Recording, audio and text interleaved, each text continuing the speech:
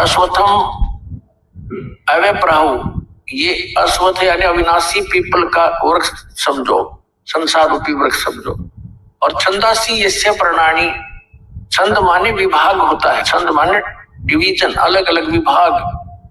जो इन विभागों को जानता है वो तत्वदर्शी संत है। अब जैसे जमीन से बाहर जो दिखाई देता है वो पेड़ कहलाता है, ये गुप्त है। तो पूर्ण परमात्मा समझो सबका जनक है, पूर्ण परमात्मा सबका उत्पत्ति करता है, तीनों लोकों में प्रवेश करके सबका धारण पोषण करने वाला है। वो परमात्मा तो गुप्त है, वो तो छुपा हुआ प्रोक्ष है, वो अभी तक किसी की बुद्धि में नहीं आया। परमात्मा स्वयं आए बता करके आज इस दास पे कृपा करी, उस मालिक के दिए हुए ज्ञान को उसके बच्चों तक सुलझा के समझा के उनके रूबरू कर दूं। कबीर साहब ने कहा है कि नौमन सूत उड़ जिया, ये ऋषि रहे झकमार, और सतगुरु ऐसा सुलझा दे उड़ जाना दूजी बार।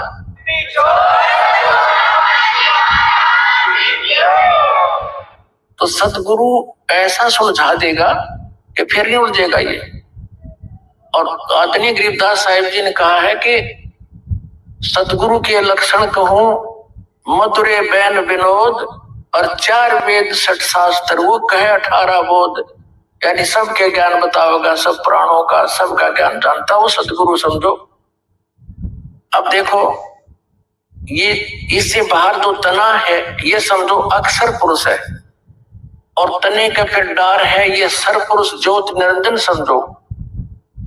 और इस डार के फिर 3 शाखाएं हैं, रजगुण ब्रह्मा, सतगुण विष्णु, तमगुण शिव जी। ये इनके उत्तर है इस काल के। और हम पात रूप संसार, ये पात रूप संसार। परमात्मा ने कहा अक्षर पुरुष एक पेड़ है, ये अक्षर पुरुष है। अक्षर पुरुष एक पेड़ है, सरपुरुष वाकी अक्षर पुरुष एक पेड़ है, ये उतना तो अक्षर पुरुष समझो क्योंकि इसके ऊपर सब कुछ है। और सरपुरुष यानी ज्योत निरंजन वाकी डार, और तीनों देवा, इसको ब्रह्म भी कहते हैं सरपुरुष को, और सरब्रह्म भी कहते हैं इसको, सरब्रह्म भी कहते हैं। और तीनों देवा शाखा है, ये इसके पुत्र हैं ब्रह्म के, इस काल के, रजगुण ब्रह्मा सतगुण विष्णु तो शिव जी। तो पात और फिर पात रूप संसार। अब जड़ कौन रहा, ये जड़ कौन है, ये परम अक्षर ब्रह्म है। ये तो अक्षर पुरुष, ये परम अक्षर पुरुष कहो चाहे परम अक्षर ब्रह्म कहो, परम अक्षर ब्रह्म कहो चाहे परम अक्षर पुरुष कहो, और ये पूर्ण ब्रह्म कहो या परमेश्वर कहो, एक ही बात है। और वो है कौन, ये इधर देख लीजिए, ये है वो कबीर परमात्मा, असंग ब्रह्मांड के रचनहार, सबके उत्पत्ति करता, कुल के मालिक। ये कबीर धानक रूप रहा करता, ये मालिक।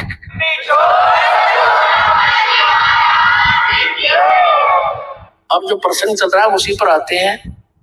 इसमें क्या बताया है, यजुर्वेद के अंदर गीता ज्ञान दाता कहता है कि मेरा तो एक ओम अक्षर है, नथिंग है। और ब्रह्म लोक में गए हुए प्राणी भी जन्म मृत्यु खाते, ये खुद कहता। फिर गीता जी अध्याय नंबर 15 के श्लोक नंबर 1 से लेकर 4 में 16 और 17 में स्पष्ट किया है।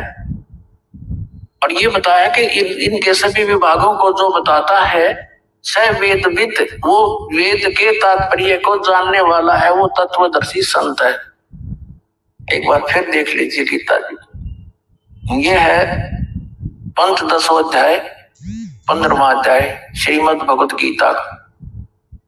तो यहाँ इसको प्रथम श्लोक में क्या बताया है कि ऊर्ध्व मूलम अधः शाखम अश्वत्थम प्राहु अव्यम छंदासी यस्य प्रणानी ये तम वेद स वेदविद।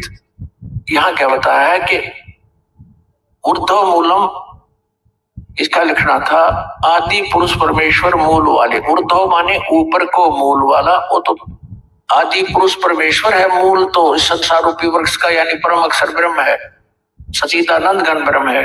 अधः शाखम, नीचे को शाखा, ये गलत अनुवाद किया। अधः माने नीचे होता है, इन्होंने स्वयं ये अधः और अधः दो बार लिखा है, 2 नंबर श्लोक में 15वें अध्याय के। और यहाँ अनुवाद किया इन्होंने, अधः माने नीचे, अधः माने नीचे, बिल्कुल ठीक किया। यहाँ ये विचलित हो गए। हम फिर आगे 15वें अध्याय के प्रथम श्लोक में इन्होंने ऊर्ध्वमूलम लिखना था, ऊपर को जड़ वाला, आदि पुरुष परमेश्वर रूपी ऊपर को जड़ वाला ये शब्दों, और अधः शाखम नीचे को शाखा वाला, ये संसार रूपी पीपल के वृक्ष को अविनाशी कहते हैं, वेद जिसके पत्ते कहे गए, ये लिखना था। छंद सभी विभागों को जो बताए गए हैं उनको कहे गए हैं। तब मन उस संसार वृक्ष को यह माने जो व्यक्ति मूल से लेकर पत्तों तक, जड़ से लेकर पत्तों तक तत्व से जानता है, स वेदविद, वह वेद के तात्पर्य को जानने वाला है, अर्थात वो तत्वदर्शी संत है। ये पहचान बता दी। अब यहां लिखा कि तत्वदर्शी संत के मिलने के पश्चात तीसरे श्लोक में लिखा है,